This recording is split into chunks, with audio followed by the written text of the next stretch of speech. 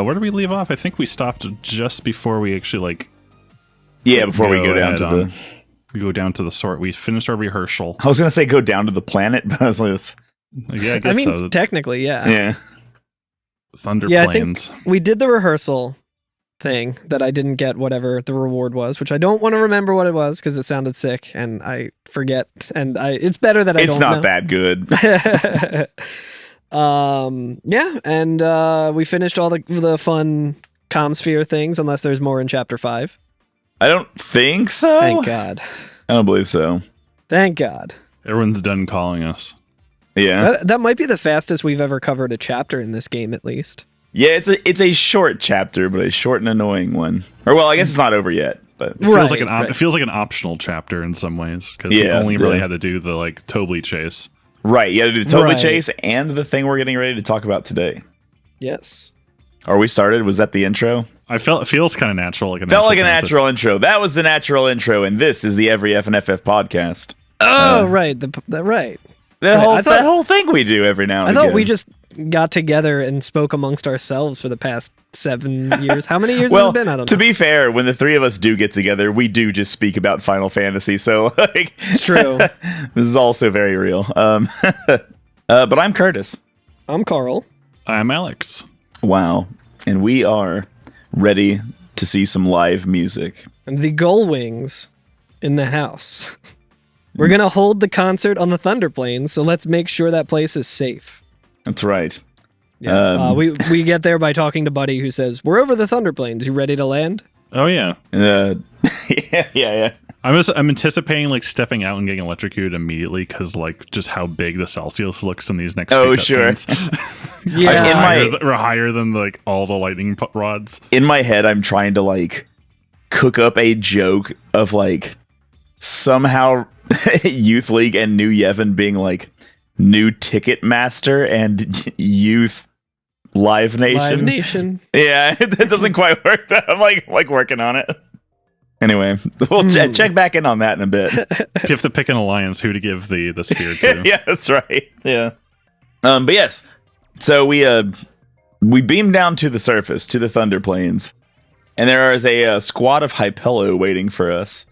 And they ask us if we're ready to shing our shong. Hello, Gullwings. Good to see you. Are you ready to sing your song?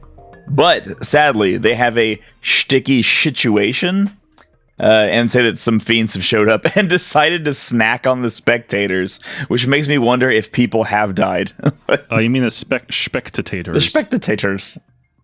So, does that mean some people have, in fact, been eaten in our absence? Some people are I'm going to get there early so I can be up against, the crowd barrier Tragedy or whatever. I want, a front row the seat. Thunder Plains. Yeah. Oh, I remember the joke I was trying to think. I was thinking of Pyre Fest. Yeah, I was thinking about trying to make a joke, but I think there was recently, I forget who the artist was, but there was someone who died at a concert very tragically, and the show wasn't stopped, and they came under a lot of heat for that. I remember that. Not super recent. I was quiet because I was trying to think of a joke that I can make, and I was well, I'm surely not going to make that joke because it's a genuine tragedy that happened and is very fucked up and not worth joking about. Well, the Pyre Fest was mostly rich people, so... What was it? That's just on was the it Bonnaroo that happened Maybe. recently where everyone got rained out? I don't know. Lollapalooza. As far as I'm concerned, all music is bad. Don't even look at it. The only thing that happened was the cool Chappelle Roan set. That's cool. Chappelle Roan. How do you say it? Someone might correct you, Alex. I'm not trying to actually you, but it is Chapel Roan. I don't want to bring the heat on the podcast. I have a feeling that 5 years from now, the Chapel Roan heads are going to be way more powerful than the Swifties. That is the new Yevon versus Youth League that we have been trying to get to, and we finally made it. YRPTO. Man, oh man. I love it when three men in their mid-30s make topical references to pop stars.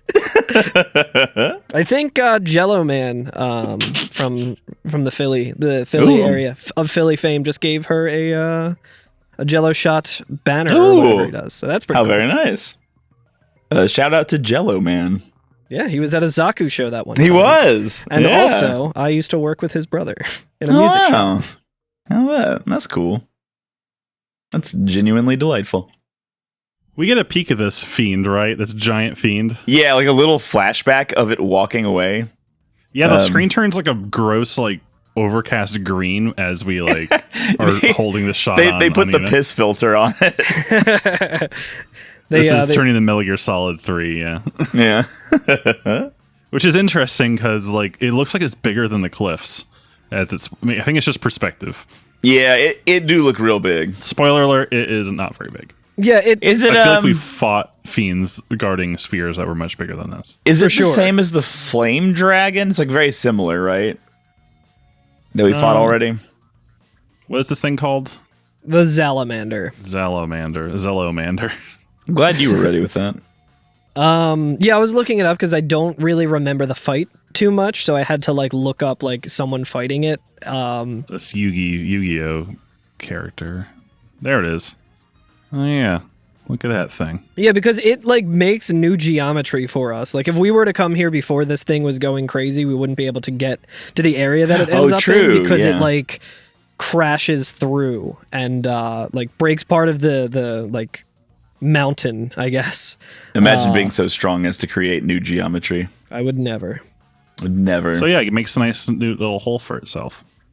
Yeah, and so we get the concert cleanup, which is a fiend has crawled out from beneath the earth, which is interesting because I think there was a lot of allusions to that in the lead up of this, of things being underground and fiends coming from underground.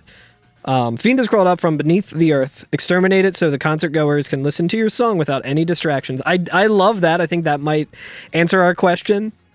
Maybe no one did die at the concert because like they're like, no, it would just be really distracting if you're trying to sing your new song and there's a fucking monster just like the monster's not evil. He just likes to heckle. Yeah. He's selling bootleg Una t-shirts. He's just here early to see the show. Damn. But yeah, we get a line from Payne. She says it's pre-concert hurt fest time. Yeah, that's what I would say every time before a show when I was nervous, so I would do too many shots of whiskey. Maybe she just tries not to say the word pain as much as she can. Oh, yeah. Just dances around her name being Pain. Yeah, I guess a pre-concert herd fest is like carrying your gear down the stairs. Yeah, trying to bring a fucking 8x10 into a South Philly basement. Into a basement show. Yeah. I did run into some Marlboros out here, and I was like, look at them. They're real big and they're real spooky. Love those guys. Yeah, there's I keep forgetting to talk about all these enemies because I feel like we've been here before. Yeah, exactly. I've been heavily relying on the charm bangle, but I always try and unequip it for a little bit and then walk around and see what the enemies are. But I'm usually like, I don't feel like fighting all of these enemies again, so I'm just gonna not fight them. But there is I think there's a little bit of like walking around too, which is like not the most engaging because we're just walking around in the Thunder Plains, which we've done for 2 games now, and it's like, yeah. There is a Hypello on the way that you can interact with, who says that maybe it's bigger than a shoe puff. Yeah. And aside from him, that's about it. That's about all you can which see. Again, we were just confused as to the size of this thing because when we actually fight it, it doesn't seem all that big. Like, it doesn't seem bigger than a shoe puff. We could also just... I mean, it's kind of big. I'm looking at a picture right now of the party fighting it. It's not bigger than a shoe puff, but... I have a bunch of screenshots of Pain transforming into a samurai, which is really fucking sick. I mean, that is the most important thing to get a shot of, so... we could have just... Riku and Pain could have just guarded the cave and it would have been fine. No, you got to kill this thing. Okay, so here is my complaint about the sizing of it, which is a stupid complaint to have about a Final Fantasy game. When we find it in the field, so like basically we make it to another Hypello who says that the fiend has like made his own cave or whatever he says. And then we can go in there and we have this weird little area that's like kind of like a little maze, and there's not really much to talk about it. It reminded me of the Chocobo Ranch in terms of like the layout. Yeah, you know similar what? Layout. It's a lot of one ways. Like you can go and jump down, and it's a little confusing. But like with the charm bangle, it was just like a okay, Pokemon just cave. walk around. I think it's not a bad cave for what it is. The thing is, it's very, very simple. It's like essentially like a 3x4 grid of hallways. But I will say they at least did it so that like there is one correct path through it.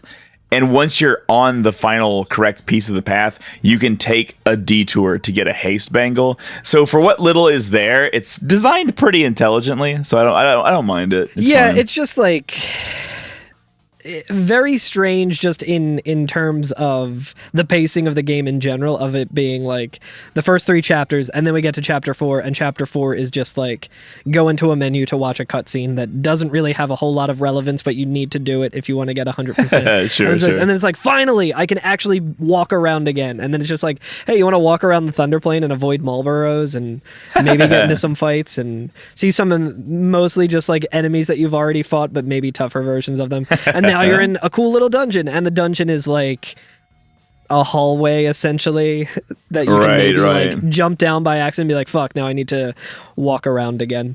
Fight some Flan Rojos. Oh yeah, that's true. The Gigas, I think they were called, the like Wendigo type. Actually, I will say that in this cave, I think like every enemy I came across in here, it was about time that they oversold. And some of the oversold versions are kind of tough. Like, for sure. I couldn't just press the A button and nothing else to get through this cave. You know what I mean? I think there might also be another treasure in here, at least one more. I have like an elixir that I got in here, but it's like, I wouldn't really call this a dungeon is the point I'm trying to make about it. But this is his home. When we get to the end of it, we can like jump over like a little chasm onto like a platform, and we see the boss in the distance, and it's huge. It does look very big. And then what I was saying earlier, this is kind of a weird complaint in a Final Fantasy game, but when we get into the battle, he is like Pain is like taller than it. So it goes from like looking like they're underneath it, and its mouth looks like it could swallow them in one bite, and then like when we're in the battle, it's like Pain is standing next to it and like much taller than it, and I'm just like, oh, okay. Which again, like the pixel art in older games, you know, like the static art and everything, it never really. It's like the lined opposite up of that, yeah. Exactly, yeah. So I'm just we fought in Sanctuary Keepers that are like bigger than this thing. Like I do miss something about the old pixel art games where you would like go up on a character who's like 16 by 16 pixels, and then you'd get into the fight and he would be covering the entire screen. Yeah, it's so good, dude. Like, that's actually sick. So yeah, I am for sure like nitpicking, but just because like they're like, oh, this thing is so huge, and then you see it so huge, and then you're like, oh, it's a little guy. Well, again, suspension of disbelief. It probably ate one spectator. Yeah, they ate a small spectator. It wasn't a child. And it didn't actually eat the spectator, but it did eat the spectator's hat. And it was a nice hat. Yeah. Maybe it ate Tobley. Yeah. You can get a haste bangle in here. And as we talked about before we started recording, we were like, oh, a haste bangle. Ooh, I love that. And then like looked at the the actual effect it gives you, and it's SOS haste. Ooh, gross. Yeah, really bad. But which, if you don't know, SOS haste just gives you haste when you're in critical. Yeah. Yeah, so we're too strong for that. Too strong for that. I mean, I guess and again, when I say like not good for my playstyle, there might be a use case for it if you use some of like the garment grids where you go around and you greatly increase your maximum HP or something. Like there's definitely a use case for this, I'm sure, but it's like all of that said, like I would rather just like do the strategies that I have that don't take up an accessory slot and not have a problem. Like I don't need haste that bad. I would like to have it at the start of a battle, but if I don't have it, it's not going to make or break a battle. Right. We can steal a sublimator from it. Call me which when I'm looking there's at a now, base and it's bangle. Am I right? Oh, ooh, correct. What's Use a it to baste sublimator? things. Sublimator? Yeah, that converts fire and ice damage to HP. So it's like Fire Eater or Ice Eater. And if you get 3 of them, you can teach Fire Eater and Ice Eater by consuming 3 of them. Oh, for the creature creator. Yep, exactly. I forgot about creature creator. We had like an episode where we talked about it, and then like just never. I imagine we might. Yeah, I imagine I'm like, for the due diligence of it, maybe we'll do a little bit more of a deep dive in it. We'll figure something out like that. Like, maybe I'll play around with it. But what's that? I'm kidding. It looks like you can steal a freeze burn from it too, which is cool. It adds fire and ice damage to attacks. Ah, kind of both sides of the coin. Yeah. Like that. All right. Well, we beat him. We escape the cave, and there is we get an achievement. Called Dousing the Flames. And there's a squad of Hypello waving their arms around in the air to meet us when we get back. Yes. Hooray.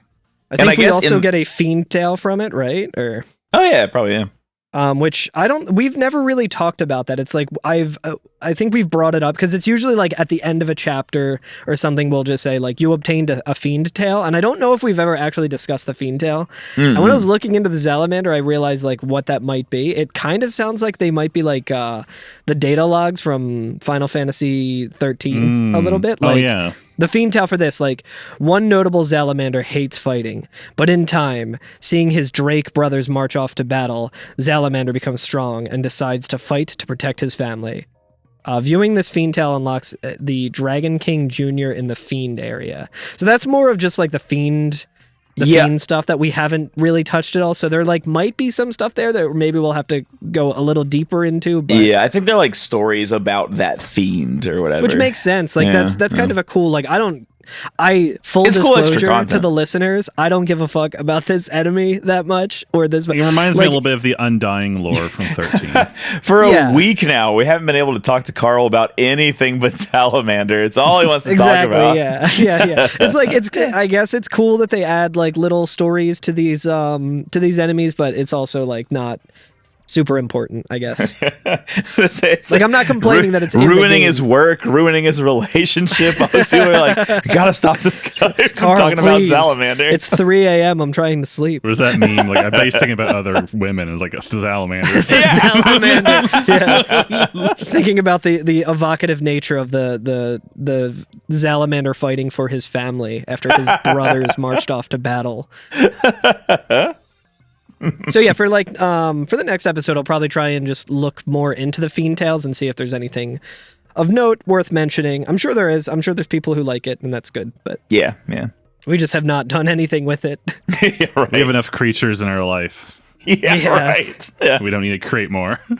Yeah, the salamander tail pops open, and I'm just like, I ain't reading all that. I'm glad that happened, or sorry that happened. I'm happy for you, or I'm sorry that happened. Yeah. But the fans are eating it up because we exit that little cave area, and all the Hypello are raising the fucking roof. Mm-hmm. I love them. And I guess in the meantime, while we were doing that, I suppose that was enough time for Buddy to get every single person in the world on the Celsius. Because that was the whole thing, is that they're going around the world picking everybody up. So they've done it. They have a planet full of people on the Celsius. And it's like, we see it in the sky, and we hear Buddy say, "We're landing. If we cram any more people on board, this thing is going to fall out of the sky." I always forget how big the Celsius is because we do see us on top of it sometimes, but just in the context of like the map, it's ridiculous. Yeah. I feel like we probably talked about this like in the first or second episode of this season, but I would just like to go back for just a moment, just a second, to be like, the Celsius is fucking cool. It's a cool little hub world. I like the way that this game does it, especially after they don't do like the Metroid thing where it's like, oh, well, you've already explored the entire world. You've been, from Besaid to Zanarkand, like, everything that the world has to offer. And now you're back in this world, but you have to go through that again. Like, oh no, Yuna has to, do the march again or whatever. And it's like, no, everything's there. And you get this cool, fun hub world that you unlocked at the end of 10. And it kind of becomes... In a lot of ways, the Celsius is its own character.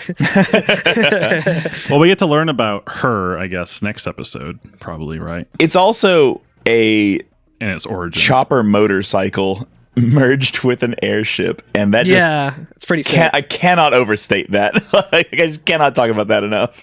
I do like that the Albed were talking about, the big prize and everything at the beginning of 10, and that big prize ended up being the Fahrenheit, and it's like, so it seems like there's some unique nature to it, and that airships are a very rare thing. But then in this one, it's just like, brother found one and he turned it into a fucking hot rod. Like, do you think if they made, like, they were talking about making FF10-3, do you think if they made it, it would have had the Kelvin? Oh, for sure, they would have to. They have to. I wouldn't buy it if they didn't. Give me the Kelvin. I think the stage is literally set, and the only thing now to do is go on with the show. Yeah, we got our mission complete screen, and we are back on board the Celsius to shake off some pre-show jitters. It's kind of weird seeing thunder planes outside the windows. Yes, it's very dark in here. It is awesome. I love it. Yeah, it's really nice. The lightning's flashing every once in a while. There's I think there's some ambient noise about it as well. Yeah, we never get to see the Celsius anywhere but like in the sky, and so seeing it grounded and in like darkness is like it has like a real like energy to it that I really like.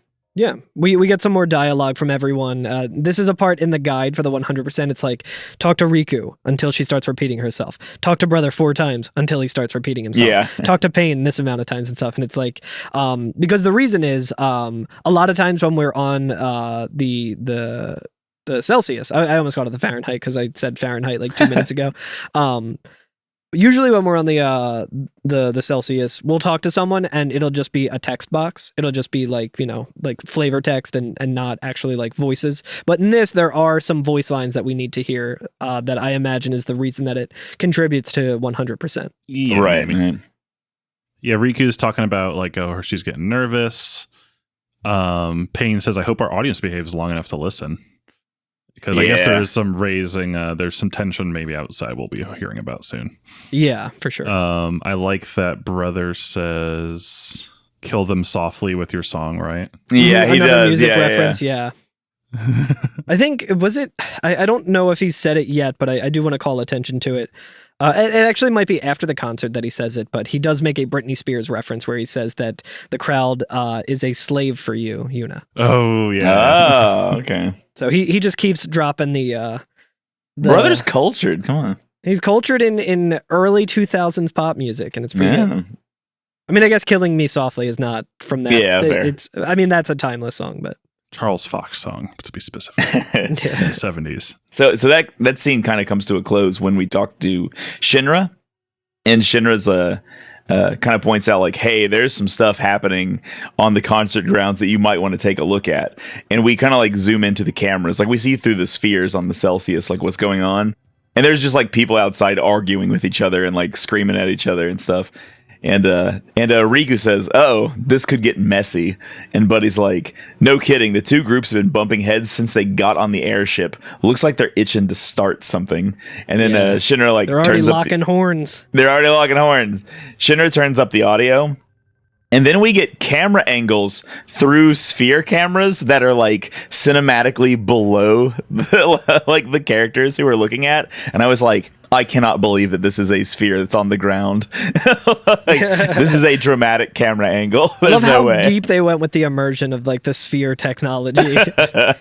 They're like, we want you to suspend your disbelief for the size of this giant monster that was ravaging the Thunder Plains, but we will absolutely make sure that the spheres line up 1-to-1. It is whipping around in a way that I'm wondering if it's supposed to be like the little flying camera thing. Oh yeah, that's true. Ship. We do have the little drone guy or whatever. That's true. The one that's looks fair. like, what's his name? Not Wicket. You know what? I stand corrected. I withdraw my complaint. The Yevonites are here too? How am I supposed to enjoy the concert with them stinking up the air? Hey, you Youth League dogs will never be worthy of hearing the High Summoner sing. If the Praetor were here, he'd never let these maggots walk around spouting their nonsense. You Youth League dogs will never be worthy of hearing the High Summoner sing. I don't know. I never heard of no mayor. Don't know if he's politicking. He's politicking. Damn, once Blitz season starts, though, all these people will be super chill. Yeah, someone was like calling them maggots. You'll never let these maggots walk around. That's a Slipknot reference. Probably not. Yeah, and then like there's like people complaining about like, oh, where's Nuge go? It's his fault. Spear is falling apart, and all kinds of stuff. They're all yelling at each other. They're all worrying, and it's compounding, right? Yeah. What kind of leader abandons his people when they need him most? What a fantasy idea. So we're back on the Celsius. Yuna says, "Don't they ever stop?" And Riku's like, "Oh, seriously." Yeah, and Payne's like, "Hey, weren't you the one who wanted to do something?" Like, yep. Let's do something. So let's do something. Let's fucking do something. Also, before all of the Shinra stuff, I was like exploring the cabin a little bit just to see if there was anything worth doing, or the whole airship. And we cannot access the roof or whatever it is. At this the point, deck. because that's where the concert's going to be taking place. And That's we can talk stage. to Callie, and Callie's like, "I think I'm more nervous than you are, Lady Yuna." It's like, all right. Oh yeah. I like that. Like once like the fun music starts, and they're like, "Yeah, let's do something about it. Let's go have this concert." Tobley comes in. He like walks into the bridge, and he falls off the like ledge that leads from the hallway into the bridge proper, and he falls off of it and lands on his face within like 2 frames, and it's crazy. It's very funny. Animations like just like 2 frames and going rup, rup, rup, like Yeah. It reminds me of like the Dog of Wisdom kind of thing. It's just like him like just Right. stretching up and down. I took a video of it and like scrolled it back and was like doing the like frame over thing or whatever to be like, what happened here? Because it looks like he glitch warps to the ground and is just on the ground, and I was like, damn, he hit that shit hard. It's like the Mario World clip where you hit too many turn blocks and you just clip all the way down through them. Right. Yeah, he does that. He's got the cape on. He's doing the the X jump. Or A jump, I guess. And they didn't do the thing they do in the Insomnia's Spider-Man, because when he frickin' falls on his face, he's in the middle of a sentence and it does not sound like he is falling. Yeah, he just keeps talking. That's so good. It's very good. This is not a complaint. This is just a thing that I noticed, and it's very funny. I am curious good. what the Japanese scene looks like, because I've noticed there's a lot of differences. Oh, and then they do a callback, and I love it. So Tobley comes in. He's complaining that like, oh, people out there are going crazy. You need to start this show, or like they're going to tear each other apart. In his way as well, which is the spectators are making a spectacle. I don't even want to speculate. Yeah, right. But then we get a fun callback. They do the YRP thing, and it's awesome. Yeah, We haven't seen that since chapter 1. Yeah, they start like bash. What was they do? Oh, not here yet. There's a part later where brother tries to get in on their high fiving and kind of like just misses it. Classic. I think that's after the concert. Yeah, they do like the all hands in thing where they like put their hands in the center and they do the YRP. Go team. Yeah. It's great. And But then concert time. The most dope shit in the whole game happens. So like I remember like very early on when it was like the first or second episode that we talked about this game. I remember being like, one of the only downsides of this game, or one of the many, depending on how you look at it, is it starts with such a height, and then it immediately drops off in like excitement for a long freaking time, and like never quite reaches the intro's like insanity again. This might be the one place where it's like, yo, this shit is gonna get crazy once again, right? Like this is like the next time where it's like, all right, this game's actually pretty good. They tried on this one. I like it. Yeah, I do appreciate how immediate everyone just shuts the fuck up when Yuna starts talking. Like, the teacher came back into the room. Everyone stopped goofing off. She must have the lavalier mic on. Let me tell you, like her voice is booming across the entire Thunder Plains. Well, she's holding her cool little space mic. Oh, is she? Oh yeah. Right. Oh well, now I feel like a fool. Well, you get a really cool scene in profile, like a zoomed out scene in profile of the Celsius and Riku and Pain walking toward the front of the deck, and it's very cinematic. And there's like stage lights like beaming from different directions. It's very cool. It does remind me of like the searchlights that the Albed have used to like find stuff. Oh yeah. Actually, now that I'm looking at it, it looks like. Like, you ever, like, in Photoshop, you ever use that filter called diffuse clouds? Yeah. Yeah, it looks like they, like, made a cone and then wrapped the texture as diffuse cloud, and then just made it a little bit transparent. And that's what the lights are. And now that I'm looking at it, I'm like, that's genius. Sometimes that's that all is you such need. a good way to do that. Yeah, I have a screenshot here of some of just like the spectators just kind of milling around, and the rain just looks really weird because there's just like two little streaks of it, but like not all throughout. It's like in two very like specific spots, and then everything else is clear. And then in the next one, it's like more dispersed everywhere. I'm like, oh. Yeah, right.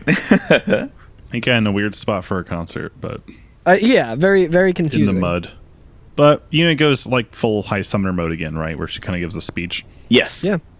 Oh, you're right. She is holding a mic. Well, shut my mouth. Yeah, she needs to sing passionately into something. Have you tried singing with both hands free? It's weird. Just don't ever trust anything that I say on this podcast. I don't know what I'm talking about. But yeah, she starts talking. Everyone just immediately stops and looks at her. 1,000 years ago, before the time of sin, Spira was torn in two, divided by a terrible war. This was Spira's great mistake. Out of the rift left by this terrible conflict, sin was born. In only 2 short years, Spira has shaken off its unhappy past. We have moved on. Now, Spira grows brighter with each passing day. That light is our strength. I don't want to see it fade. Do you? There are so many of us, each with different ideas and different beliefs. Of course we sometimes disagree, and arguments will happen. But our hearts can and should always be one. And then from this line on, we actually start hearing two voices. Yeah, Right, you start hearing yeah. Lynn's voice too. Believe with me, even if we're torn apart, our feelings will unite us. That is what the song is about. So it makes me wonder, like, oh, is the spirit of Lynn now coming out? Yeah. Oh, I think Much like the Shuyin thing, yeah. Or her memories, Yeah. at least. And this was alluded to a little earlier when Yuna was kind of just humming, and Riku's like, "Yo, that's fucking sick. Did you write that?" And she's like, "No, I like kind of feel it inside of me." It's like we're finally seeing that come to fruition and how that all works. And then they do the song 1,000 words, and it's awesome. Oh yes. For some reason, Riku and Pain are just like hanging backstage, not doing anything, but it's fine. That's all right. You ever seen like a DJ set? They always have like a couple people up on stage doing nothing. Oh yeah, just hyping it up. The Charlie XCX one where she's like clearly doing drugs. And some people have a conspiracy theory where they're like, I don't think she actually does drugs anymore. And it's like there's a video of her DJing and doing drugs, like very, very obviously.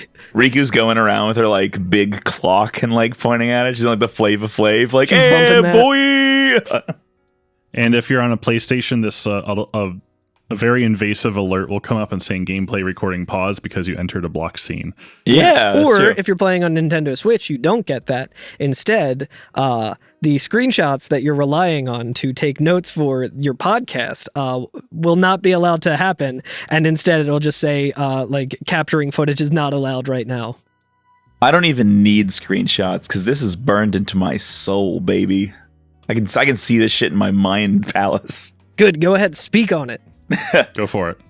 It's 1,000 words and it's the best thing ever.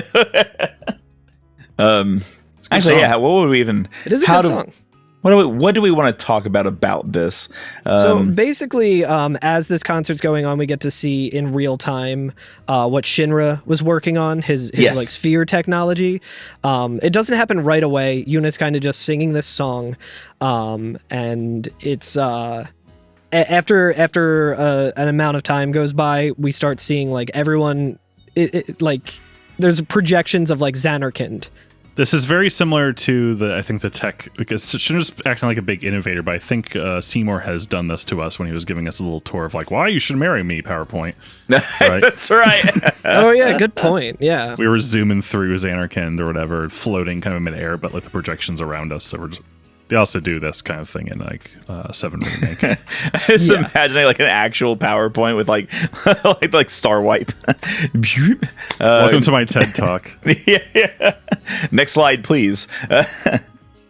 I I did notice today before we started recording that there are various differences between this cutscene if you're watching in Japanese or English. Yeah. The English one has a little bit more specular effects, maybe because they went back like, oh yeah, we should make the dub like match, because the song recorded is a little different. Like there's parts where there's like different harmonies, or like the kind of thing with the last verse where like they're doing the kind of the ad libs over like silver wings. Yeah. So there's actually like uniquely animated parts for that in the American version, but not in the it's very cool. But I noticed like because they're probably going back like, well, we finished this one, let's just go back and tweak this for the American audience. They added more like specular like her transformation because throughout this cutscene we are seeing like more of Len come to the surface. Literally. Yeah. So what's kind of happening is I think Shinra developed this to kind of just be an amplifier, like visuals. Like he was just having visuals of like cool shit. But the sphere waves of Len's dress sphere, the songstress sphere, start interfering with it and projecting Len's memories up onto this like sphere.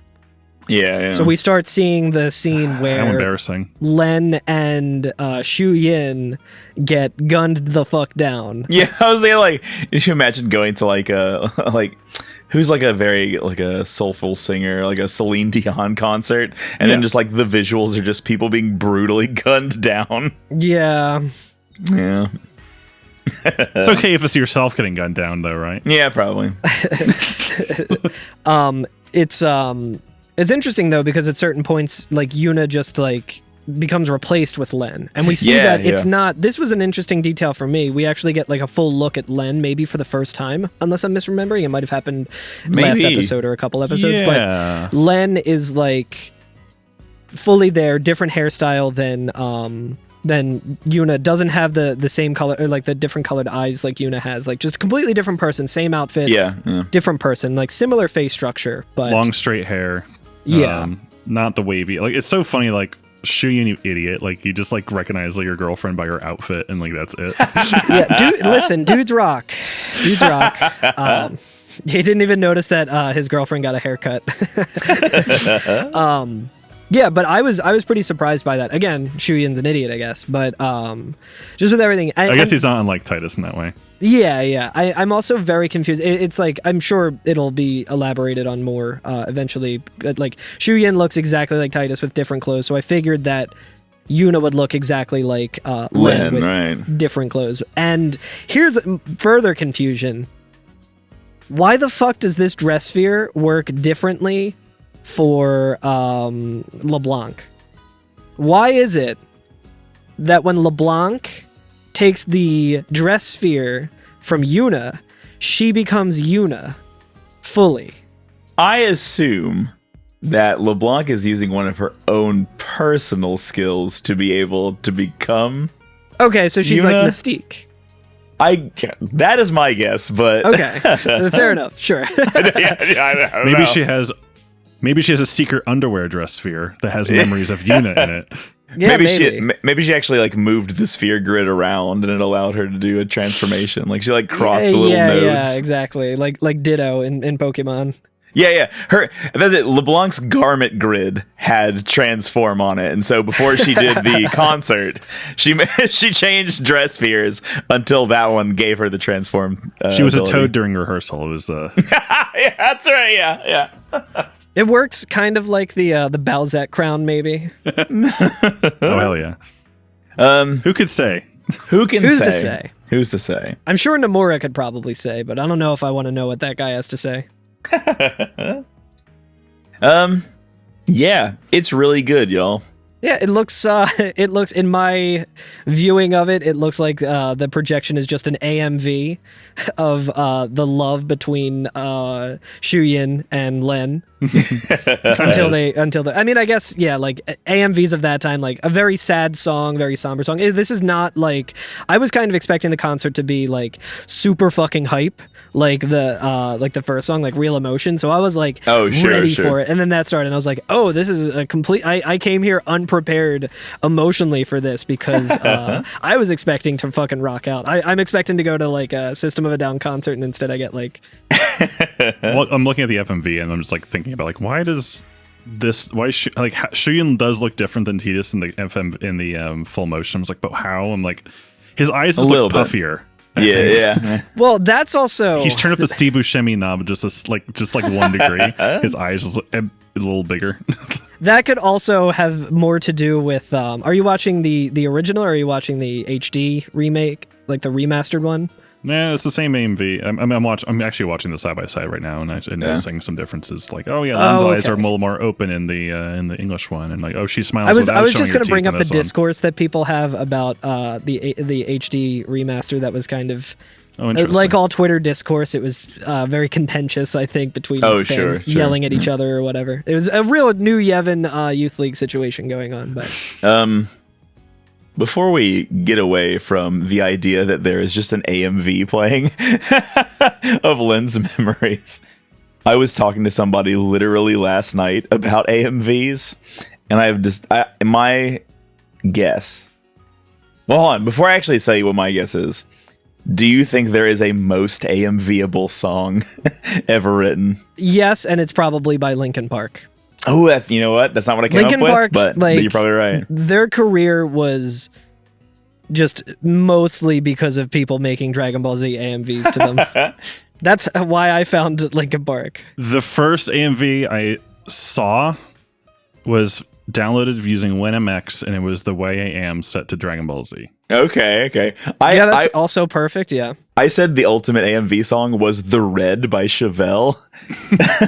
How does that one go? I gotta hear it. I think it's Chevelle, so I'm already gonna agree with you, but either that one or The Kill by 30 Seconds to Mars. God, The Kill by 30 Seconds to Mars is a really good one. That see, for me, when we're talking about AMVs, it's a very personal and important thing to me, and I think specifically of like Yu Yu Hakusho or like some old anime that like by today's standards like kids would not be into. That's fair. But that's all we had back then, so it was like whatever CD was popular at the time, like Linkin Park or whatever. I think about Naruto, so I feel like that's like right there. Yeah. With The Kill, it's like people have been applying that to like video game cutscenes. Like I use that in a shit post that I made about like an Elden Ring boss that I fought. I did for a Mario. Yeah, and it's like that. Like that chorus is just so perfect for like being an AMV moment. But I think I probably told this story on the podcast before. But I have friends who are in a band or were like friends of mine back in the day when I was playing music pretty regularly. I played bass for them on one of their shows, and when we were hanging out after practice one time, my buddy Rob was just like, "Oh, did I tell you that I saw like through the Bandcamp analytics or whatever, like where people are listening to my song from, and it led me to this YouTube link of someone that I don't know in real life, and they just put it to a bunch of anime clips." And I was like, you have achieved the ultimate dream of a musician, which is have a complete stranger hear your song and make an AMV out of it. That is the highest like compliment. It's the highest honor, yeah. It is the highest award you can get as a musician is having that shit happen, and they fucking achieved it. A Grammy, get it out of here. A random made an AMV, let's go. Yep. That's awesome.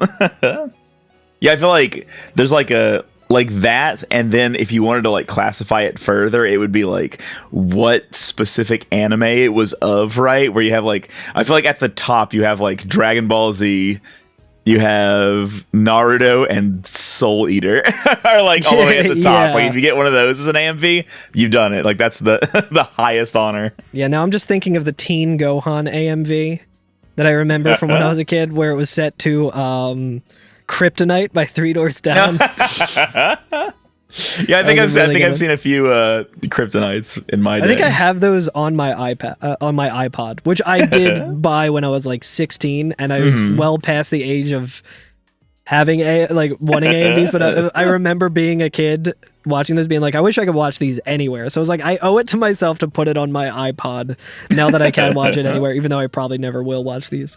Well, time to break them out. Yeah, we got to bring back AMVs. I think they are honestly still a thing. Like, yeah, it's even easier than ever. Yeah, it's never been easier.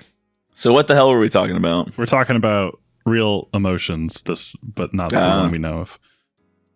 But we were seeing things we've seen before, but now without Yuna's like impression on top of them. The fuller context. Yeah, it's like, oh, them being gunned down. That wasn't Yuna and Tidus, it was Shiyun and Len. We're seeing those like kind of like a montage of all these memories we've gotten glimpses of in her dreams, right? Right. We see like Shuyun about to use Vegna gun, and then Len coming in, and like it looks like she's like telling him to stop. He gets off of Vegna gun, and then the like Bavel army comes in and shoots both of them. The Chevelle army comes in. The Chevelle to confiscate the AMVs. Got him. Oh my gosh. Just in case there's any opportunity for me to to do a Chevelle the Red pun, like I need to like freshen up on the lyrics real quick. Yeah, and then they're shot and they lay down because the threat was real. No, all right. I think I would have to hear that song. I don't want to put any more strain on my computer right now of like watching the thing, recording the podcast. See it red again. Sorry. I'm going to listen to it later and be like, Curtis, yeah, I like this song. Yeah, the thing about both of those songs, that one and The Killers, that like... Listener, stop listening to us right now. Good. Listen to The Red by Chevelle. Then listen to The Kill by 30 Seconds to Mars. Then come back and all of this will have been worth it. Yeah, that's right. Suspended on Silver Wings. Yeah, oh, it's so good. And like the song, I mean, I've said it several times. The song they sing is really good. Yeah, it's a really good song. Both versions are very good. Yeah, I think I like the Japanese version a little better. I'm partial of the lower timbre of Kumikoda than the kind of more higher pitch. Same notes, it's just like more chest. Did either of you beat Final Fantasy VII Rebirth yet? No, but I need to. A friend of mine actually just was asking people if they beat it because he wants to talk about it. And I remember. I started playing it again last night, so I will beat it soon. I remember saying, like, I think when we've started this season, being like, it's been long enough. They had better start the next Final Fantasy game with a big song and dance number. Like, it's been too long since there's been a song and dance, like a pop song, 1,000 words. And then I was playing Rebirth, and I was like, oh, there it is. I'm waiting for you guys to buy me a PS5 like last time. Okay. Yeah, true. No, I don't. Rebirth. I'm waiting for it to come to PC. I want to play Rebirth again. But there's so many great games on PS5. You could play Wild Arms 1 on PS5. Oh, hell yeah. Damn. Can you play it on PS4? Yeah, I don't know. Well, there you have it. There you have it. There you have it. Buy a PS5, everyone. So, Yuna finishes singing the song. Should we go over any of the lyrics? Because to me, this doesn't... I don't have the full context because I still haven't beaten this game. So it seems very much like it's kind of a thing where like expecting another like real emotion scene and all of the build up of like the concert and being like, oh, like when are we gonna get to the fireworks factory? I can't wait for the concert. And then like this being the song, like no shade to this song. It was just my expectations were I was misfiring my expectations for it, and I was just, like, to me it was just kind of like, oh, this will probably hit a lot better after I beat the game and I have more context for Shiyun and Len, because right now I'm just like, oh yeah, Len. I just kind of like met this character like an hour ago, so I don't have too much emotional resonance. Like I feel for her. I already have my biases about Tidus as a character, and I see Shiyun, who is also like all of the shit, and I'm like, don't like this guy. So I'm like seeing this, I'm like, this is sad, but it's like the reason I thought of AMV was because it was like watching a couple months ago, my fiance was like, oh, I used to watch this AMV all the time when I was a kid, and she found it on YouTube. So we watched it, and it was like a nice nostalgic thing, and I'm like, I don't know what this anime is, I don't know what this song is. So to me, it's just kind of like all of it emotionally is going over my head, so I'm just like, huh. So I'm wondering if like how the lyrics like factor into what's going on. I wouldn't read into them too much, but I wouldn't read into them too much because like, and listen, I'm not trying to cast shade on the song. It's a good song. I like the song, but for me, I was like also kind of like, oh, so it's more like another unfair comparison. I'm like, oh, it's sort of like an Eyes on Me moment. Yeah, kind of. Yeah. And I was just like, I don't know. So it does seem like, just out of context, it does just seem like a typical kind of ballad about trying to get someone back, or like, oh, all the time we missed. Yeah. In this context, it's probably, I can't tell if it's about a drift apart from these two people, or if it is about like Shuyun going to war or something like that. Yeah, and it's also, I'm wondering too, because I know that Real Emotion wasn't written for this game, right? It wasn't like a situation where they were like, oh, we need a pop star to write a song about like this game, and they kind of took, or am I misremembering? I think it's written for this game. I believe so. I would assume so if there's a translation for it, but yeah, I think it was written for this game. It was composed and arraged. So hold on. It was also a single that was put out independently, but I maybe think that's what game. I'm thinking of. Maybe I'm conflating it. Yeah, but yeah, just emotion. Yeah, I don't know if I'm delivering hot takes here, but yeah, it's okay. So the difference is that this song actually was arranged by the composers of the game. Right. The composer for Real Emotion wrote it for the game, but did not work on the rest of the game. I see. Okay. So. Yeah, I'm looking at composed and arranged by Takeya Yaguchi and Noriko Matsuda.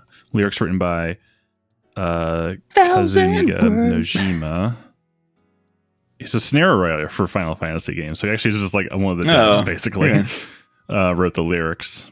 And then meanwhile, I'm curious about the Real Emotion comparison, like production arrangement. Yeah, because I'm thinking back to like just the time that this game was developed and kind of other things that were going on, and my mind immediately goes to a contemporary of this is Simple and Clean. Oh, sure. And just, Utada and stuff. So I'm trying to look at it through that lens, and I'm like, again, unfair comparison of me to be like, oh, one of the best songs that's ever been written for like, and being written, I think, for a video game. But again, I meant to look into, like the reasoning behind like it being written and stuff. But I was also like, I don't want to like potentially, I not like spoil anything. I don't know what I'm saying. I'm losing it. Well, the important part is the show pops off. It's good. The crowd is very moved. I think the skies open up. We have some sunshine peeking through the clouds. Yeah. Also, it ends on a nice a tense kind of cadence. It's very interesting. It at the very, very end of the song, it kind of moves out of key for a moment to relieve tension. It's a good ending. But I think canonically, like, Yuna passes out because the very next scene we get is her waking up, right? Yeah. Is that am I reading that right? That's how I took it. I took it as like just the I took it as like with all of the like Len interference happening, it kind of like Yuna was outside of her body when all of this was happening. It was more so Len singing to the crowd, and because of that, she was just like in a fugue state or just like passed out or whatever, and does end up waking up on the on the airship. And Riku explains to Yuna in pain when she wakes up, because they're like, "What happened? Like, what did Shinra say anything?" And she's like, he said it was some kind of interference with the sphere wave. Yuni's dress sphere and the sphere screen reacted with each other, and the consciousness burned into the dress sphere was projected onto the screen, or something like that. And then Payne says, "But that doesn't explain why it happened." And I said, "Yes, it does." She explained why it happened just now. She's like, I guess he didn't explain the technology of it all or whatever. It's what do you want from her? That is a perfectly reasonable explanation. I was like, that was pretty detailed. I guess she means more so like, oh, but why did Len do this, or like why did doesn't explain why the interference is happening. Sure. And it's like, yeah. And then Riku says, yeah, when I asked him about that, he said, "I'm only a kid." And she like does a little Shinra impersonation, which is pretty good. Yeah, I'm only a kid. Yeah. I'm just a kid. But we can go to the bridge, and Machen's there. Yeah. Our boy. A sight for sore eyes. And I'm going to be honest with you. Every time Machen starts talking, I just stop taking screenshots because I assume it's going to go on for hours and I don't want to clog up my That's stuff. That's fair. So I don't have the dialogue if you have it. I have it here. He says, "'Twas a magnificent melody, Lady Yuna. The onlookers were all quite enchanted." The onlookers were all quite enchanted. If it brings spirit together, even a little, then I'm glad. Indeed, I believe it shall. As you sang, not a soul could help but realize the folly of their tiresome squabbling. We're getting information that the plan worked. The song was so good that world peace has been achieved. New Yevon were seen embracing members of the youth league and kissing deeply. Spira has come to its brat summer. The brat calm. Yeah. Fists once raised in anger became welcoming hands offering solace to a tearful neighbor. I must admit that I, too, shed my share of tears the moment Len appeared. And then, they're like, whoop, like record scratch. Like, wait a second, you know Len? And Machen says, of course. Would you like to hear? And they all just, cut him off. He's doing his whole, Please. Oh, would you like to hear? And they're like, yes, please tell us about Len. We need to know. So Machen knows about Len, and he's mentioned, starts it with 1,000 years ago. How old is Machen? Old, yeah. He just fucking loves history. He's wearing a dress sphere of a historian from 1,000 years ago, too, so he's getting confused whether he's the original Machen or... Yeah. Oh, yeah. Yeah, about 1,000 years ago, Len was a popular songstress in Zanarkand. The talk of the town, you might say. In a more peaceful age, she might have lived out her years as a performer. But the times and her talents did not allow for such a thing to be. You see, Len's gift for singing was matched by her genius in the summoner's arts. So big reveal there. Yeah. Len was also a summoner. I think we could have maybe inferred that before now because of the sphere we saw, first ever sphere we saw of Shuyin in the cage. I had to save the summer. Oh, yeah, I had to... Yes, it was summoner. Oh, yeah, that's a good point. Again, at that point, I was just I was assuming Len was a summoner, but I guess this is a reminder. Oh, yeah. I'm talking about how Titus is a dumbass and Shu Yin seems like a dumbass, and I'm over here being yes, the summoner. Yuna. When the Machina War began, all summoners were sent to the front lines. It's pretty fucked up. The Jedi. Yeah, Zanarkand was hopelessly outnumbered, and Len knew she would not return home alive. Nonetheless, she was prepared to lay down her life to protect her people. Yet there was one person who refused to let Len die. Yes, he would do anything to save her. He was a young man, Len's lover. And then Riku's like, oh, Shu Yin? He says, I don't know. His name has been lost to history. Whatever his name, what's your last name? I don't know. Whatever his name, the youth endeavored to steal the enemy's Machina weapon and save Len. However, and Yuna says, it did not go well. He said, the lovers met a truly tragic end. Those images we all witnessed are most certainly a record of their last moments. And he leaves. Yeah, and then he just fucking leaves, right? I was like, did I miss a screenshot? Because the next screenshot I have is him halfway down the fucking hall. Is he becoming transparent too? Very strong energy to just finish the thing that you're saying in a conversation and then leave without saying bye. I have to go. My home planet needs me. Yeah. I think it just fades out. I think. Yeah. Okay, yeah, it just fades out. I was like, he doesn't just fade away, does he? And I think the very next thing is that we get word that LeBlanc is in the ship, right? Oh, yeah. We still get a little more dialogue, I think. Oh, is there? Right? I'm sorry. Yeah, Payne's so Shuyin was Len's lover. And Rika says, and so that means the weapon that you tried to steal to save her must have been, and he was like, Vagnagun, right?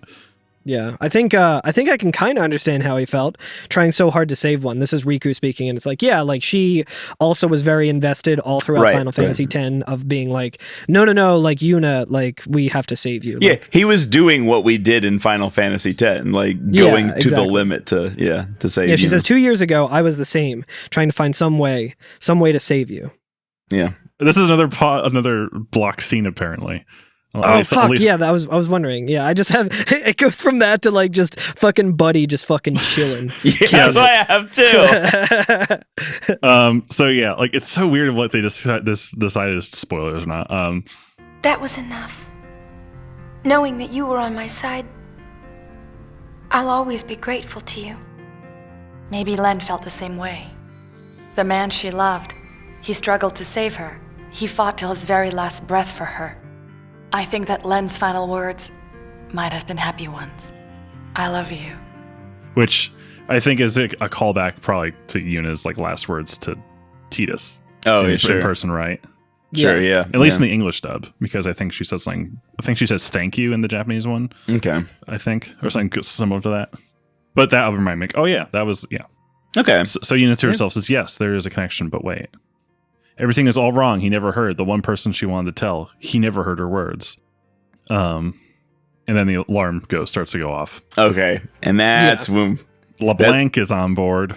LeBlanc. But he says, "What do you know? It's LeBlanc's gang. It's them LeBlanc folks. Them LeBlancs. They're in the engine room." Well, so this is I accidentally skipped a scene. Yeah, you probably because before I go and got out of 100% in doing so. So before we talk to anyone, we should go to the engine room because as soon as you talk to Shinra, I should say, you will lose. It'll progress. Oh, you could really? Potentially, so you don't have to go talk to the LeBlanc to gang? get 100%. No, she gets pissed off and she's like, "I'm tired of fucking waiting. Like, what are you guys like? Why are you making me wait?" So you just miss that. You don't get the Crimson Sphere that she has for you. Really? Yes. So I had to go back and do that all over again. Oh my Luckily, goodness! I had saved after the concert. I'm pretty sure, so it wasn't like I had to watch a whole. I mean, that's a great cut scene anyway. So you can't skip it, but it's good. Yeah. And why would you want to? What's the opposite of a shout out? Like, what if you shout out somebody in a mean way? Call out. A diss track? A call out. I would like to call out streamer and speedrunner Chris Tenarium on our podcast right now. I'm going to get his ass right here for finding a way in the poll in the VG draft, you motherfucker. I would like to call him out for discovering the way to skip the 1,000 words cutscene in the speedrun, so the speedrun no longer involves hearing the song. You bastard! It was the best part of the game. Yeah.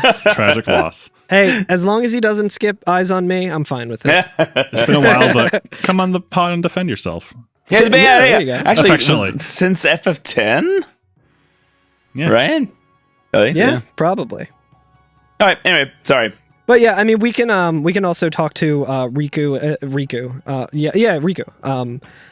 I'm fucking losing it today, apparently. But yeah, before talking to LeBlanc, and she says, "This is so much like 2 years ago. I was fighting back tears the whole way.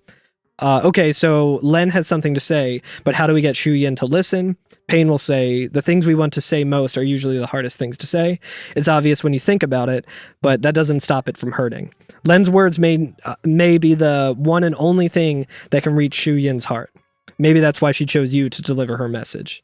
And then I accidentally talked to Shinra, and I'll just let this scene, I'll read out the way the scene plays out. Shinra says the same thing both times you talk to him, but he says, "What have we here? Looks like a transmission, but it's pretty weak." What is? I'm getting signals from the comm sphere we dropped in that hole, but I can't seem to connect. You are trying my patience. And then LeBlanc and then LeBlanc comes up. Yeah, she comes up and just bursts in and says, "You are trying my patience. Enough, little boy. Move aside." And she whacks the fucking thing to make the sphere thing work, and she goes, "See, it connected." And then we'll save the scene that we're about to watch for after. Yeah, and that's the same if you go see her, except I guess she's not tired of waiting or whatever, because you did go actually talk to her. Yeah, that's crazy. I had no idea. You have to go out of your way, and you can easily. Again, I complained about this a lot in the Final Fantasy X season, where you would just walk somewhere and then be suddenly in a cutscene where you can't go back and you just lose progress. It's still happening in this game. But yeah, if you go into the engine room, she's down there. I like that Buddy says, if you do talk to him, it says, "So LeBlanc, can we just leave her down there?" They better not be. But you'll miss 100%, buddy. Yeah, you won't get a fucking Crimson Sphere. He says they better not be messing with my baby down there. Also, yeah, brother says, "Your song burned with the fires of passion, Yuna. I can't stop crying in Albed." Oh, that's cute. What a good guy. I like to imagine that Barkeep is down there and he's like, "They better not be messing with my baby down there." Talking about the bridge. Buddy. yeah. It's talking about Barkeep, yeah. The Barkeep referring to my Buddy. baby. God, I love meshing with my baby. The Barkeep and Buddy ship. I don't think it was strong enough. I don't think like this game needs to have a major resurgence, and that needs to be forefront in it. The OTP. That's right. There's the remake just has Barkeep extremely muscular and sweaty the whole time. Except there's a cutscene coming up, I think we'll maybe talk about next week that maybe disproves that. So I'm a little disappointed. I refuse to believe it. Non-canonical. But yeah, we talked to LeBlanc, and she says, I've been hunting around since we last met, and I have happened to find a rather peculiar sphere. It shows my Noogie Woogie. For some reason, that chump Barrel Eye is there too. That chump Barrel Eye. Fuck yeah, get his ass. What a queen. But it's from some years ago. I'm afraid it's not much help now, loves. And then she gives us the key item Crimson Sphere 5, which you can miss if you just talk to Shinra, which goes to show you should never fucking talk to Shinra. That guy fucking sucks. Last resort, always. Talk to Shinra. Yeah. How about you? Have you tracked down my Noogie yet? Nuge is on the far plane. I saw him there with Gipple. The far plane? What is he doing in a place like that? That's basically where dead people go, right? Yeah, right. Yeah. I mean, dead people go to the cemetery too, and I can go to the cemetery. I am more confused about how the far plane works. If you can just go down a hole to it now instead of just having to go to Gual Salam, which felt like it just had the far plane in an enclosure. Well, we'll have an answer for that shortly. Ooh, yeah, because it was on the fritz, and no one knew how to fix it but the Guado. That's right. Oh, okay. Yeah, and Yuna says, I think he's searching for Barrel Eye and Vegna Gun. Yeah, and she's like, Barrel Eye, that motherfucker. Yeah, so Barrel Eye is the one pulling Vegna Gun's strings. I should have known. And Yuna's like, no. In no way do you gotta give it to Barrel Eye, but he's not. Right. That's not it. How do I explain? And LeBlanc says, never mind. I don't have time for this. Boys, we're going to the far plane. I love that. Army goes, anything but that, boss. We're no match for that sort of opponent, says Logos. Fighting the far plane. Yeah, and LeBlanc just goes, it's like a close-up shot on her face, and she goes, now don't be silly. The power of love conquers all. It's decided. We're going to save Spira. And she storms off. Yeah, it's awesome. LeBlanc, love her. Does Yuna say yes, ma'am? Yeah, she says yes, ma'am. And LeBlanc says, well then, get this tanker moving. Yep. I like you can talk to them more after this. There's some good text. Anything goes for the power of love. Hey, are you listening? Says LeBlanc. I was like, what's that enchanting sound? I think it's Noogie Woogie's calling for me. There, hear it? I like Ormy says, the far plane? That's where dead people go. So does she mean we has to get sent to go there? That's really good. We could be on the ground bleeding and the boss will still make us go. But now, yes, we can go and talk to Shinra. It is now allowed. Right. So for the 100% guide. So basically, the comm sphere that he threw into one of the holes is activated and shows Gipple on the other side. But they're not allowed to. They're not allowed. They're not able to communicate through it. Right. But I like it because Gipple sees it and he's like, this is incredible. Only a true genius could have come up with something like this. And I fixed it, so I'm a genius too. Shinra says he's got good taste, obviously taking the compliment. Right. But they mess around with the comm sphere for a little bit, and then Nooge kind of comes into sight. Nooge. Yeah, and he's like, hey, stop wasting time with that thing. We have to go find Vegnagun, right? And they have a conversation where we've heard before that Vegnagun is semi-alive, and so if you have a killer will toward it or whatever, a malicious intent, then it senses that and runs away. And so Gipple and Nooge are kind of well, how are we even becomes gonna get dangerous to it? and can attack you. Right. And so they're how are we even gonna find it or get to it? Because we want to destroy it, and therefore it's going to run away from us. You know what I mean? And Nooge says I have a plan. I'll figure it out. And Gipple says, well, what if that plan doesn't work? And Nooge says, death will be my apology. And Gipple's when a Death Seeker dies, that's no apology. Yeah. That just means you win. Yeah, and he goes, but what about LeBlanc? And Nooge starts going, well, she. And then the feed cuts out, and LeBlanc freaks out. She's like, what the fuck? He was just getting to the juicy bits. She does say, what the fuck? Yeah, she says, what the fuck? You're right there. It's just bleeped out Julie and Aubrey Plaza and Scott Pilgrim. Right. Yeah, so the party kind of formulates a plan. They're what are we going to do now, right? And Yuna's well, we need to go find Shuyin and tell him how Lin felt. That's our final mission, right? And I think is it Payne says somebody asked how are we going to get down there? and says, well, we'll just have to jump into one of the holes. And so those are our new access points for the fire plane. Ooh. Oh, yeah. Which is cool because like you actually do get to choose at what point you want to jump into the fire plane, and it changes how it goes. So it did it before Tears of the Kingdom. Yeah, right. And we get a cool like gull wings move out. Brother does his like cool pose and says Celsius full speed ahead, and chapter 4 comes to an end. Yeah. Okay, this is where they do a high five, and there's like a moment for a flash second where like it looks like Brother's waiting also to get a high five behind Yuna, but no one's paying attention. And so technically, Chapter 5 has begun, but there's a very, very short scene we get right before we get into the Chapter 5 proper, which is kind of like a in-game scene that is also a tutorial for the player in a way, where it shows Yunariku and Pain on the deck as the Celsius is flying, and they say like, we need to take care of Vegnagun, but there's a bunch of other things we could do now too before we go do that. Maybe we should go around the world and talk to people. And so like this is our like sign to be like, hey, when you go fight Vegnagun, the game is over. So go do side quests now. Yeah. I do like that the Celsius kind of takes off almost like a horse from the thunder planes. It just kind of bucks up. Yeah, like kind of flaps a little bit. The like, Celsius is cool. Go birds. It's got legs. It reminds me of like a weird cartoon car kind of thing. It's just like where it like walks around. Yeah, Fred Flintstone. Have you seen that game Puppy Truck or whatever? No. I think that's what it's called. I'm sorry for we're so close to the end of the podcast and I'm derailing us. What have I done? No, this sounds like it's very important, honestly. I think that's the name of the game. Puppy Truck full demo. Yeah, Puppy Truck. Yeah, that's it. Like the way its wheels like scamper around instead of rolling. Oh yeah. So I think I follow the guy who's working on that. Yeah. But anyway, you can like flail in the midair and stuff like that. Maybe we'll do a Puppy Truck next season. Yeah, that'll be our next one. Do we want to talk about any other scenes on the Celsius before we conclude? Should we talk about Crimson Sphere 5, or should we do it next time? I didn't watch it. I got to that point and I stopped playing. But oh well. But you all can if you haven't. We still have a cutscene. I know because Chapter 5, we do see the gull wings on top of the Celsius. That's the scene I was talking about with like the little tutorial where they're saying. Oh, okay, like, we got. Yeah. And she. Oh yeah. Yuna says, well, "Let's play it by ear." Mm-hmm. Yeah. So maybe we should play it by ear.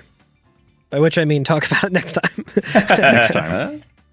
Yeah, but next time we'll talk about Crimson Sphere 5. See what's going on in there. Yeah. Cinco. Is there anything else y'all want to talk about before we go? That's a good. Not really. I think that was a good. Yeah, not place that I to can think of. 2 announcements. Oh yes. If that's okay. Is it announcement time? Yes. Okay. 2 announcements. 1, 8 Static is back. Oh yes. Oh yes. If you don't know what that is, it is 8 Static is back in a big way. It's back in a big way. That is a old like chiptune series of shows that ran from like 2010 or earlier, like 2009 to like 2019 or something like that. They ran for a long time. I actually moved to Philadelphia because of those shows, because I would come up and watch them all the time, or I'd play in them. That's kind of why I moved too, I think. Because and there hasn't been one for like 5 years. Yeah. The first one is coming up, and my band is playing it. So if you would like to see the first in a legendary series of chiptune, electronic, VGM style shows, you should definitely come to Philomoka on what is the date of it? September 7th. September 7th. How exciting. Very excited. Ask a Punk. The other announcement that I have that's super fun and exciting, September 20th, the return of the Mountain Chiefs. I'm real excited for that one. This is my old band that I was in before Zaku. It is 2 bass 6s and a drummer, and we play what we would call like either speed doom or stoner baroque music. I've always pitched it as like, imagine the Mega Man soundtracks were like played on basses. Yeah. Because it's just like very, technically like monophonic, like, it's the galloping. Like it's all very cool. Monophonic because it's bass and everything. So the perfect way, right from the lips of Robbie to my heart, is one time I wrote a riff that was very heavily inspired by the Mountain Chiefs. Mm-hmm. And I said, hey man, I just wrote this riff, but if you think it's too similar to a Mountain Chiefs riff, feel free to use it in a Mountain Chiefs song or tell me not to use it. I don't want to step on any toes. And he said, oh yeah, it's actually impossible to rip off the Mountain Chiefs because the Mountain Chiefs is just a rip off of the fucking Champs. So the way I see it, more music that sounds like the fucking Champs, the better. So yeah. Very Rob. So it's just 2 bass 6s, fucking Champs. Yeah, right. Also, I feel like the Mountain Chiefs is like pretty much the reason that this podcast exists. Before Curtis played in it, because you threw a show that Robbie threw Alex. a show. I was helping fill out the bill, so that's how I found you. And Alex, right? And Alex, you brought Alex for the visuals and the bass for your set. Yep, at that show. Awesome. That was the New Jersey Nerd Jam. Yeah, so that band is getting back together. Definitely come see that September 20th in Philadelphia at the Yuki Club. I think that's how you say it. Yeah. Not the Uni Club, to be confused. Not the Uni Club, no. So definitely come out to that. That's going to be a ton of fun. I'm very excited about that. Those songs are very hard. As I've been like relearning them, I'm just like, God. I played one show as the stand-in for Curtis. Before Curtis was in the band, I was the second bass 6 of the Mountain Chiefs for a Halloween party that our buddy Avery was having at his house in South Philly. And in true form of being like, I do not have the chops to play these songs. They are very fast. They are very hard. And I am really rusty at playing anything like a guitar. So I dressed up as my Halloween costume. I went as Mr. Satan, a.k.a. Hercule from Dragon Ball. Because I'm like, well, if Hercule had to fight in like a tournament with like Dragon Ball Z characters, he would get his ass kicked. And I feel like that's what I'm going to do trying to play these songs. So at least my costume will be right on the nose with it. That's awesome. That's so good. Yeah. But definitely come to those 2 things. There's going to be a lot of fun. If you have any questions about it, you can hit us up on the Discord or on Twitter. And I will give you more details about it, but I would love to see you there. Yeah. Announcements for me. September 7th. I am going to be hanging out at a cool show called 8 Static. It's the Animal Style album release, I believe. Oh, that's right. Yes. Yeah, our friend Joey, she's releasing a new album, and I'm sure it's going to fucking whip. I haven't heard any of it yet, but that's Oh, sorry. No, go ahead. No, please. I was going I'm to just say, promoting more of your shows because we will. There's the whole also pod will probably be at both of them. A French chiptune artist, Cyanide Danson, will be playing. She's very good. And Flo Main from New York City. Fuck yeah. What a fucking bill. What a bill, baby. What a bill for the comeback. That's going to be incredible. So. Oh my gosh. I'm looking at the website and I just remembered I'm the one who like redid the website and it was in 2017. Oh my God. Yeah, I think the last 8 Static show was 8 Static Fest, right? Yeah. Which you also played, Curtis, I think. Yeah, Maychan played it too. Yeah, that's true. So were you playing with Maychan? I wasn't part of Maychan doing that. Okay, we did a Mountain Chiefs. It was the worst room to play a live. It was so bad. It was so bad. I did do audio for a show there that was much more appropriate, which is very cool. Nice. That was a cool fest. That was. I would love to see a shoegaze band there. Well, if you need Howlish, there you go. I can get my people on the line. The fellas, I can get the fellas on the line. The fellas. I'm trying to think if there's any other announcements going on. I'm making a video game. That's exciting. That's very exciting. I'm very excited about that. So I'm happy about that. Do you have a name for it yet? I do, but I don't want to tell you yet. There's me and 2 other people working on it.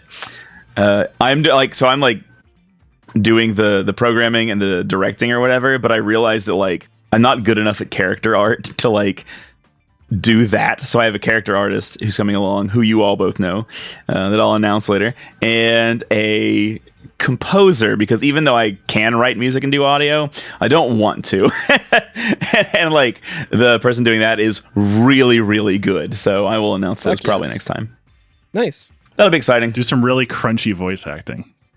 I thought about it. There is a, or if you do the thing like Banjo-Kazooie does, where people talk and go, I'm thinking about it. Yeah. Yeah, I've been thinking about that. I do love that. So, all right. Anyway, that's all I got. Yeah, so what I got is I'm going to announce the name of Curtis's game, which is Final Fantasy X-2. Oh my God. Scholar of the First Sin. Well, actually, I did message. I'm going to incriminate myself. I'm going to incriminate myself with genuine thievery, okay? That I did for my video game. I know this story. Yeah. I messaged us in the chat, and I was like, Y'all, I've been looking at these speed calculations for Final Fantasy X, and it's genius. And so, like, I took the way I was doing speed calculations in my game and said, fuck this. We're doing FF10 rules. This is how it works. And so, like, just a one-line piece of math that I thought was better in FF10. I did straight up, like, yoink that and was like, that's great. 1,000 divided by speed? Incredible. Who came up with that? Delightful. When you were talking about thievery, I was thinking you were going to talk about your placeholder.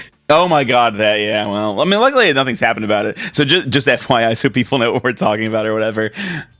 All the art in the little like demo thing or whatever, I made like 99% of it, but I didn't have it in me to draw like 10 characters. So 2 of them I just like yoinked from somewhere else and said, placeholders for now. And then like a tweet blew up, and I was like, no, don't blow up yet. I'm not ready for that. So if you want to cancel Curtis for stealing art, it's a great time to do it. Right now is the time. Never been a better time. Yeah, never been a better time. Twirl and Curtis on x.com/@twirl. I am looking up because famously Lord of the Rings, the Third Age game is basically just a Final Fantasy X system clone. God, you know what? You know how I found I was trying to look up to see what how theirs is calculated, but I can't find any like enough data on it. You know, it's kind of like I know like people get a little cagey around it or whatever, but like the way I got the math for it, because I was like looking up the speed calculations on Wikipedia and I couldn't find it. And so I just went to ChatGPT and said, like, if I'm playing FF10 and Titus has a speed of 80, how is his turn order calculated? And it just gave me an example, like with the math, and I was like, thank you. There it is. Honestly, that's the perfect use case for that shit. That's what it's supposed to be for, but fucking dipshit CEOs are like, this is gonna replace my workers. I know, it's basically using it as a Google search. I wish my biggest request is that ChatGPT would like source. It would like cite its sources. Yeah, source where I got shit from. Yeah. So you can like check instead of just. But I mean, like Google fucking sucks now. So like. Yeah. Well, anything else? That's it. Alex, would you like to emerge from your cage to snack on some of the spectators? I would love. Would you like to jump into the hole? We are in. That's what we used to say when we used to podcast on Discord. Oh yeah, the pod hole. It's called #pod-hole. I'm in the hole. All right. Thank you all for listening. Thank you those who've been listening to us for. I don't know if we've ever acknowledged it, but we've recently surpassed 5 years of doing this podcast. Oh my God. Damn. I don't think we did mention that because I don't think any of us have any kind of grasp on time in that respect. Yeah, so I'm like a child where like when something is not directly in my vision, it ceases to exist. I have no we have no object permanence here. Yeah. So usually it's like a listener will reach out to us and be like, yo, congrats on like this milestone. 100 episodes. Yeah. As far as I know, this is our first podcast that we've ever done. Yeah, we started in end of June of 2019. Damn, crazy. I think eagle-eyed listeners will remember earlier in this very episode where I said that we started the podcast 7 years ago to further illustrate how we have no concept of time. This episode will drop around the 5th anniversary of our first episode with Corey on. Oh, very nice. Hell yeah. Miners, Drive-Ins, and Dine. Yeah, we got through that game very fast in retrospect. Yeah. It only took us 9 episodes to get to Dine. Wow. Damn. We're dying to get to Dine. But yeah, again, thank you all for being here. Thank you, Noriko Matsuda, for for the game music. I for some reason thought they had not, and Takaichi Oguchi. I did not realize they had composed and arranged 1,000 words. Yeah. Hell yeah. Be sure to rate, review, subscribe wherever you're listening to us. You can find us at EveryFNFF on X/Twitter/Blue Sky, Instagram, and YouTube. And be sure to hop in our Discord. And you Youth League dogs will never be worthy of hearing the High Summoner podcast. I'll see you all next week. Bye-bye.